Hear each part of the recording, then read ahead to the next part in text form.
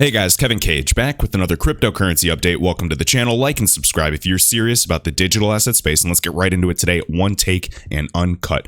So guys, before we get started, please watch this entire video. The last few minutes in particular, I will be tying in some points that many newcomers have never even considered for XRP's use case, and in my mind, it is absolutely zero doubt. So without further ado, let's get into it. So right here, status.hr/Ripple. Highly recommend his website if you are a newcomer to learn more about Ripple and XRP. And again, here we have Chris, executive chairman of Ripple, talking about the value of XRP.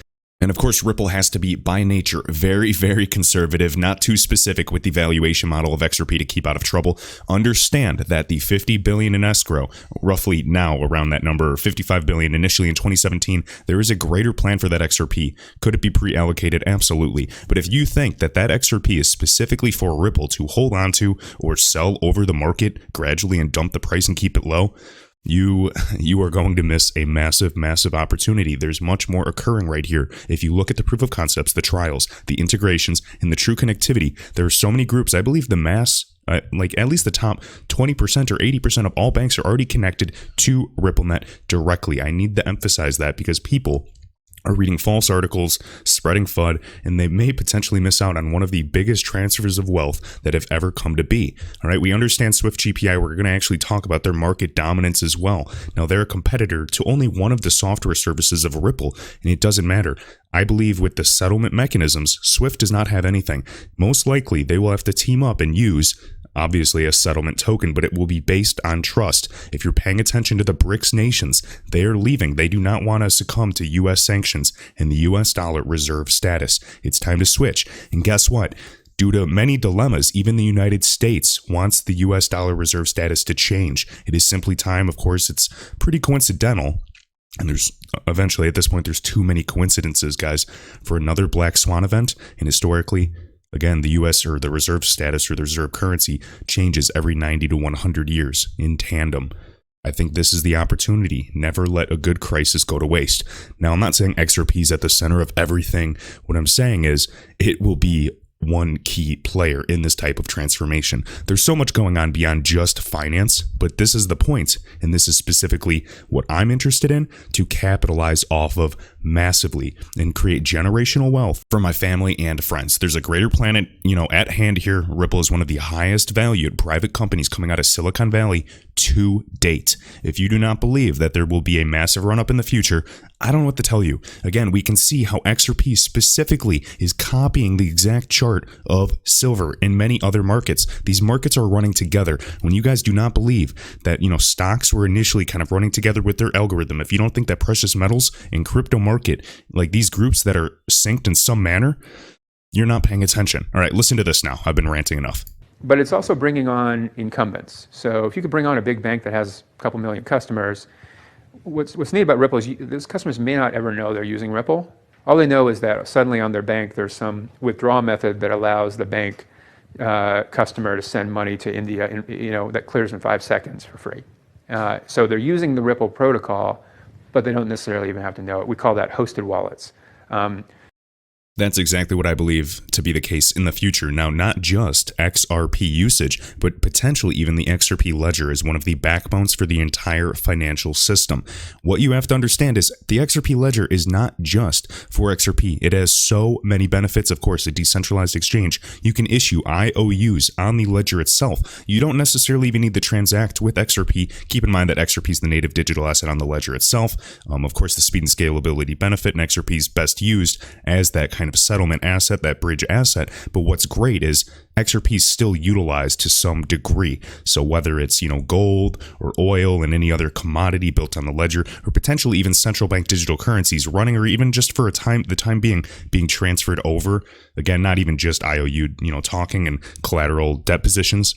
I just need to emphasize there's so much going on. The Central Bank of France said Ethereum and XRP could potentially be used, at least for central bank digital currencies, to be built upon, their actual blockchain and ledger themselves. So again, all we're concerned about is trust, utility, and liquidity. And I believe an open type of network is going to win. We're going towards this huge transfer of wealth right now. If you guys think that it's just going to be one future centralized type of thing altogether with one central party controlling all of it, I don't really believe that. I think it's going to be far more distributed, and this is why this is so radical. And after, when all is said and done, I believe the majority of us are going to say, how didn't we see this sooner? Grow the network. That actually will be the best thing for the value of XRP, and the best thing for the entire protocol. All right, so again, Mr. Silicon Valley here talking about the importance of network effects. He understands this. He understands how Facebook came to be. He understands how Amazon and, Amazon Books became Amazon. These guys are some of the biggest in the industry, and nobody even knows about them. All right, and this is why I am bullish. All right, right here, Damor Sahami sharing this, guys. This is about Craig Phillips. Again, he joined the board of directors. This is absolutely bullish news. Again, one of another, probably several hundred people backing this company, and why I'm so bullish. If you think that this video is not enough proof, that's fine. Do 3 years of research and understand where I'm coming from. It is unbelievable. So right here, we're going to go over this in depth and detail. But again, Mr. Phillips, Craig Phillips, counselor to the Secretary, U.S. Department of the Treasury. He is best friends with Steve Mnuchin. Who's Steve Mnuchin? All right. Well, again, Mnuchin right here, United States Secretary of the Treasury, Donald Trump's best bud again. He worked for the investment bank Goldman Sachs for 17 years. Look at this. He was the chief of IT there, the chief information officer. He's the master of these algorithms that control the markets that we see today. Goldman Sachs is way, way more powerful than many people are led to believe. So understand that, okay? He understands the silver market. He understands these markets and the algorithms and the patterns that they run. It's unbelievable. The derivatives market, the, paper notes that we see for the metals market, all fake. And eventually it will be corrected. And that's where we're going to see some massive price changes. So again, Craig Phillips right here served as counselor to the Secretary, U.S. Department of the Treasury, joins the board of directors for Ripple specifically. Just wanted to show you that picture.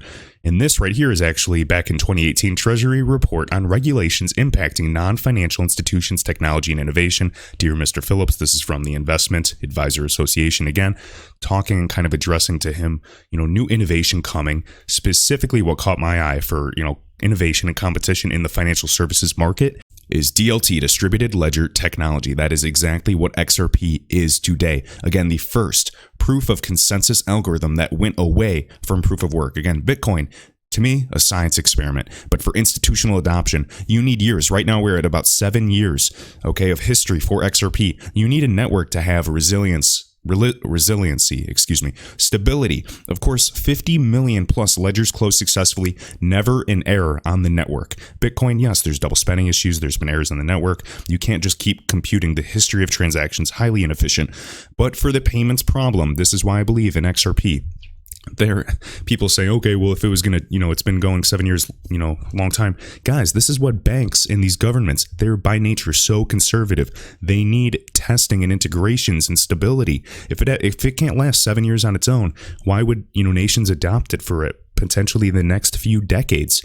That's what I want to emphasize. So, distributed ledger technology, we can see the benefits here. Again, blockchain is frequently discussed. Again, that is kind of like a subset specifically of DLT. There's far greater applications, but of course, with XRP being that one bridge asset, that is where I'm most bullish. Again, right here, DLT could facilitate clearing and settlement across asset classes. Okay, think of, again, XRPL. This is agnostic. You can send any type of crypto, any metal, anything of value over the ledger. Right? We have additional use cases as well, as we're well aware of: data quality, proxy voting, securities lending, internal controls, and record keeping, to name just a few potential uses. We can see, again, DLT has enormous potential to create operational efficiencies in a number of different areas. For example, in areas of record keeping and in the trading and settlement of investments. All right. Now, based off of this, when they want to settle investments, of course, you can create trust lines and payment channels. There's so much more in the XRP ledger, and people do not understand that. It gets under my skin a lot when I see, just silly comments on YouTube. But I just have to take a deep breath and realize, not everyone understands it. All right. So again, finishing up this letter. So check this out. So we have, again, Craig Phillips joined the administration in 2017, signing on as Mnuchin's top housing advisor after leaving BlackRock. We know BlackRock, we know Vanguard. These groups are backing all of this digital transformation, including many groups like Accenture, which I kind of covered yesterday. And here at BlackRock, again, roughly $7 trillion assets under management. Phillips served as head of financial markets advisory and client solutions. Now I know why he's buddies with Mnuchin. They both were hedge fund managers for massive, massive entities, right? And then right here, joined them, served as managing director at Morgan Stanley as well. Again, another investor. We can see all the connections and who's backing Ripple. All right, Global Securitized Products Group. It just never ends. It's unbelievable, guys. Best buds with Mnuchin. That is what I want to emphasize. There's so much going on. Again, what is it? Ken Kurson. We've gone over so many connections to even the Trump administration, them meeting with, who was it? The SEC, or was it Jay Clayton? All these groups, guys. It's unbelievable. And the facts are right in front of you. Right here, we can see Craig Phillips. Again, Ripple, a provider of leading enterprise blockchain solutions for global payments, today announced Craig Phillips has been appointed to its board of directors. Craig will provide counsel to Ripple's leadership team and advise on strategic regulatory opportunities as Ripple expands its global network. Appointment to the board further affirms our commitment to working with policymakers. Again, not trying to be anarchists by any means, just listening to, checking off the boxes, making sure they can continuously keep going for global dominance. Exciting time for Ripple. Large faces attention. Right here, Craig brings more than 35 years of industry expertise to Ripple. Leadership roles at Morgan Stanley and BlackRock, as we've already mentioned. And then again, remember that executive order we just read, 13772, as well as efforts to enhance the financial sector's cybersecurity through the Office of Critical Infrastructure Protection and Compliance Policy. Talking about, being pleased to join them, cross-border, reliability. Just all right in front of you. Okay, let's keep going. Right here, Damor Sahami again.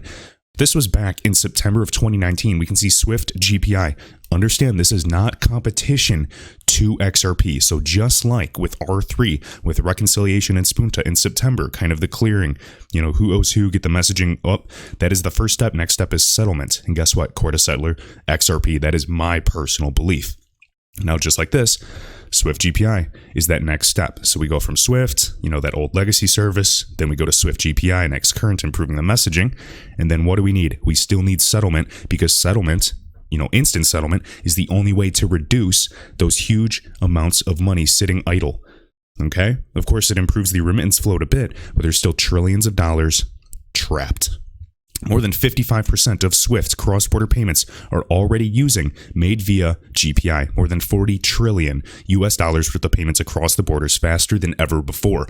Half of them are reaching end beneficiary customers within minutes, practically all within 24 hours by improving messaging. Now understand though that there's additional fees that come with this. So we can see 85 banks are live. This was in September with more. Actually, this document is 2018. With more than 100 banks in the implementation phase. You can see a list, 295 plus global transaction banks signed up. So we see AME, UK, again, this is kind of America, meaning North, Central, and South America, and then United Kingdom, and then EMEA, just for those of you that do not know, this is kind of Europe, Middle East, and Africa regions. You can look, I can name almost, a good portion of these banks, well over 80% are already connected to Ripple, okay? Ripple Net. I just need to emphasize that. This is absolutely massive, guys. Okay? And then just kind of going through, GPI initially, seeing all of the same talking points that Ripple has had for the year. GPI is the new standard. Again, it's not solving the real problem at hand, but we know what the next step is. Talking about the correspondent banking system. Even right here, 55% of cross-border, just for proof, of what I'm reading off of, guys. All right, let's keep going. Right here, Wrath of Kahneman. Arab Bank Switzerland will launch a full suite of digital asset services providing advisory, custody, again kind of securing and holding the assets securely, and brokerage services for XRP next month. Institutional asset storage provided by the Taurus Group, whom they just invested in. Now, I saw many people kind of cover this already. I'll be brief. But again, another application for XRP, another use case, and another group that's actually interested in providing liquidity to this asset class. This was April 29th, 2020. We can see specifically here, so they have services for Bitcoin and Ethereum last September and plans to add Ripple, aka XRP, to its offering next month. Keep in mind, a lot of these groups will still call XRP and Ripple. They'll use them interchangeably due to the years beforehand just calling it that. Again, Ethereum, it is an absolute sleeper project. It's here to stay. Do you understand what percentage of coins on CoinMarketCap are building upon Ethereum? This is why, yeah, it's not far-fetched for central banks to potentially talk about Ethereum due to the use cases, and already so many ERC20 tokens are here. All right, next up, Matthew Liny, Arab monetary funds using RippleNet for financial institutions. In this whole region, what was it? Even the top 500 most influential people in Islamic culture, at least in terms of business, I believe. We showed Brad Garlinghouse, CEO of Ripple, talking about that in improving remittance payments. It's huge. So right here we have Buna is to support Arab banking using blockchain. Now pay attention to this, really cool. New business models using Ripple technology. So let's check it out. So we can see financial inclusion in the technology-led globalization age. Okay, Arab Monetary Fund 2020 of April just happened. Let's see, Buna, real-time, low-risk, affordable, secure compliance.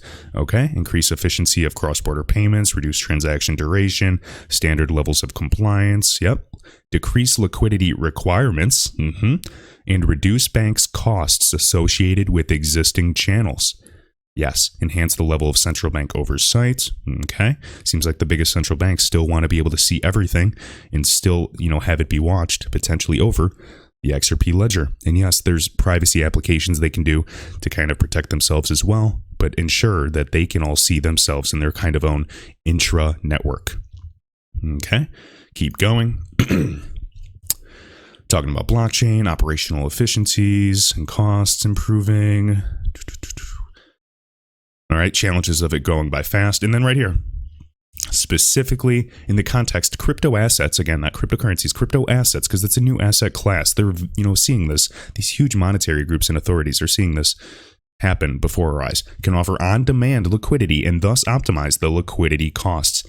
In fact, remittance services providers may use crypto assets in the business-to-business cross-currency leg.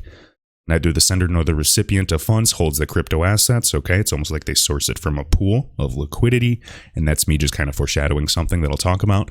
In this model, the risk of its adverse exchange rates moves between crypto assets and payment tokens and fiat currencies. Again, a lot of people say, okay, why is the bridge asset needed?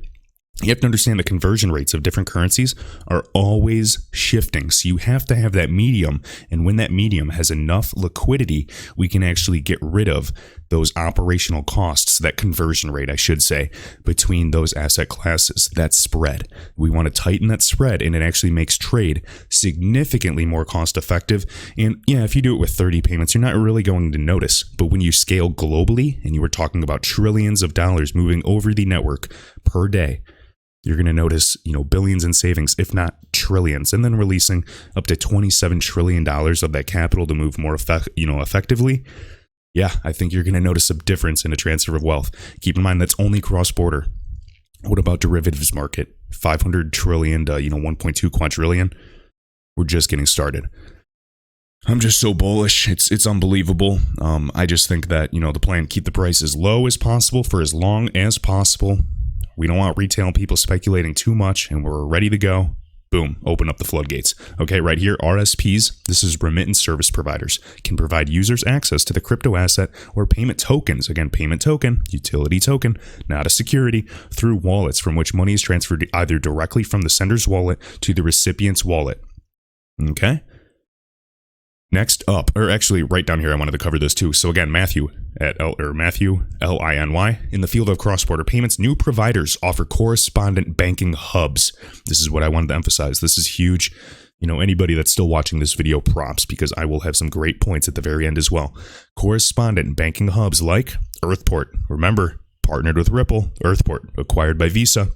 Visa said in an actual quote, we wanted to partner with the likes of Earthport, team up with Ripple to kind of replace the SWIFT system. Why would they say that? Allow PSPs to centralize their international payments, hence avoiding the need to establish many bilateral correspondent banking relationships. Okay? You like that pause there? So I want to emphasize that Earthport is just another central hub. Do you remember another hub we were talking about that could potentially even white label XRP technology? ACI Worldwide. Who are one of their investors? Accenture, one of the first investors in Ripple. Accenture helping Swift and R3 establish DLT during this digital transformation. There's going to be many hub and spoke models, guys.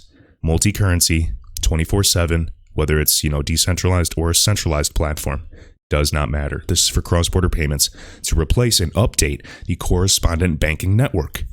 Right? So right here, PSPs, again, payment service providers. We can see RippleNet, JP Morgan Interbank Information Network, and IBM Blockchain WorldWire. Software solutions. You can see DLT playing a place, saying even similar to SWIFT, GPI, again, Global Payment Initiative. And then what I liked right here is that in addition to their messaging services, which we don't care about, that's just a stepping stone, IBM and Ripple include a settlement functionality. Interesting. So we know IBM's connection to Ripple as well, but even IBM has many connections to the Stellar Foundation utilizing Lumens, the cryptocurrency XLM. They're not going to be in competition, guys. I think that these assets are going to complement each other.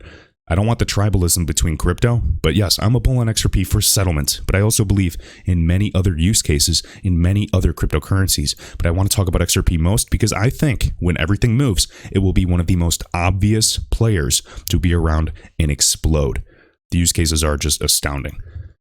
All right, right here, Anders Lundberg. I wanted to share this because I found this really interesting. So I didn't actually even consider this before. The name for the business Coil was made up by putting the words Codius, again, we know Codius, and ILP, Interledger Protocol, together. Stephen Thomas, former CTO of Ripple and founder of Coil, again, coil.com, guys, you can start an account there as well, was assigned to work on Codius back in 2013, and funny enough, he also created Interledger Protocol with Evan Schwartz. Now, what's interesting is Stephen Thomas, guys, one of the few people that was one of the biggest advocates for Bitcoin in history. It's so funny that a lot of the, big names in Bitcoin, they all looked up to Stephen Thomas. He actually redid the program from scratch for Bitcoin. He knows it like the back of his hand. You know what he did after that? Saw the errors, said this, is great technology. I love it, but it's not going to solve the payments problem with financial institutions and central banks. So he left and is working for Ripple. All right. Guys saying Codius is dead. No, it's not. Again, last year we got Codius, alive and well. XRP markets are fine as well. I just wanted to kind of use that as an example. We got Hands of Stone XRP providing this. Again, this is Ethan. So he was just sharing this. Codius is already live. He was just talking about something he was trying to fix in the past with his own type of computation and just said, yep, Codius itself is fully live though. So again, Codius right here. Codius, where smart programs live. We understand open hosted protocol. You can upload a program, whether you want to run it on one host or thousands. It is currency agnostic, which is really cool. You can use any cryptocurrency on it as well. Peer-to-peer hosting, DApps as well. Smart contracts. I'm not sure if Codius will be used or not, but if it is, I think it is going to be used to help capture the derivatives market, which may be one of the biggest use cases that XRP will ever have, is running, derivatives market, whether they settle. I think that in some way, the XRP ledger will be involved. Okay. All right. Right here. These are the bullish points I want to go over. Pay attention. All right, so Anders Lundberg, again, X_Anderson on Twitter, must follow. XRP as collateral for all different financial instruments. Why are people not talking about this? This would bring a ton of demand for XRP. So what this document is actually right here, the cost-cutting case for banks, the return of investment or on your investment of using Ripple and XRP for global interbank settlements, not intra-bank. This is an open network. It is not intra like JPM coin. This is why it's going to win. Again, if you have not seen my previous video from yesterday, please check that out, guys. I have a whole cryptocurrency playlist. You guys can get up to date if you do kind of go back and watch all of them, and hopefully it'll help with your research as you continue to do so. So right here, while this paper focuses on cross-border payments, again, just one use case that XRP is aiming towards, Ripple and XRP offer the same benefits of cost savings and collateral elimination to all corners of the global financial system. Collateral usage has been on the rise in areas of particular relevance for financial stability. Trillions of dollars are trapped in collateral accounts to support repo and reverse repo transactions. Wow, another use case for on-demand liquidity here if we pool that liquidity for all of these groups to, use when they need it. Multi-currency approach, settlement, faster than ever, scalability, faster than ever, counterparty risk, gone. So offset counterparty risk in the derivatives market. And we were just talking about them with Codius. And again, derivatives anywhere from, 500 trillion to 1.2 quadrillion dollars. It's a very intangible market because it can get so high. All right, various analysts, even on the low end, speculate 500 trillion. Now, I'm not saying XRP has to get all of that market, but can you imagine 1%, 10%? That's my point, right? When these high values are going over the ledger itself and the volume is already up from other use cases, the price has to go up. It can't go anywhere else, right? And minimize credit risk in payments and settlement systems. To give just one example, in the 100 trillion plus market for non-cleared interest rate swaps, $5 trillion in collateral was required to offset OTC counterparty risk in 2014, while the margin for cleared derivatives rose to 455 billion. Look at that. So we can just, right there, 5 trillion, we can kind of replace that and even reduce that amount substantially. It doesn't matter. All right. Right here, I love this. To consolidate collateral accounts needed to participate in different markets into single XRP positions that can provide 1 point of interchange to every other financial instrument. Guys, this is, words mean things. Pay attention. Ripple technology, meaning kind of the XRP ledger itself, can then eliminate settlement risk and reconciliation costs as transactions move between systems. Paying attention right here, just as the redundancy of Nostro accounts needed the service for international payments for correspondent banks can be consolidated into one XRP pool. I love this. XRP pool right here. Brazilian real. We have various currencies here, Japanese yen, and they're all consolidating liquidity. You see? This is why I'm so bullish, guys. All right, now let's keep going. This is my last point here. So, right here, again, guys, by Anders Lundberg. This is so underrated. This is a necessary system for the validators to achieve long-term stability. I'm just talking about proof of consensus. I don't need to get into it too deep, but again, the stakeholders select their validators, resulting in verified institutions that are trusted. Again, it's not just anybody. They are actually validated and verified on the network with a more balanced geopolitical distribution. And then right here, since seigniorage on the Ripple consensus network can be directed to liquidity providers to cover the cost of volatility risk. And again, over time, these liquidity providers, these market makers as well, are statistically more likely to be in profit. So it's in its very, very low margins as well, to basically incentivize the fostering of liquidity. XRP is best positioned to drive institutional network effects, just like we said with Chris Larson in the very beginning of this video, and serve as the universal bridge asset in the Internet of Value. Not one of many, the universal bridge asset. Why does it have that potential? Because it is open. It was built with a level playing field in mind. If it doesn't win, it doesn't deserve to win. If another group forces some centralized currency to be that bridge asset, because we obviously understand why we need a bridge asset, that means that they were worried and they wouldn't win on a level playing field anyways. There's just so many points I can make, guys. So again, I'm going to call that video a day. I appreciate all of you guys that like and share this video around. I'm actually going to give a shout out one time to all of the channel members supporting me. I appreciate you guys so much, and be sure to tune in to the next video. So here we go. Shout out to Habib, Raymond Clark, Chris Ketko, Zane Peterson, Daniel Ross, RDK, Mikey Berkery, Enrique Rodriguez, Ken Melendez, Miles Day, Tom, but seriously, Nelson Diaz, Paul Douglas, Jamie XRP, Philip Price, Kevin Plunkett, Runar Hansen, and I'm sorry about butchering any of these names, Jack Malone, Keep Food Fresher Longer, Bobby D, Frankster, XRP 8A, 1-800-ERIC, Gitmo Party. Thank you guys so much, and I will see you in the next video.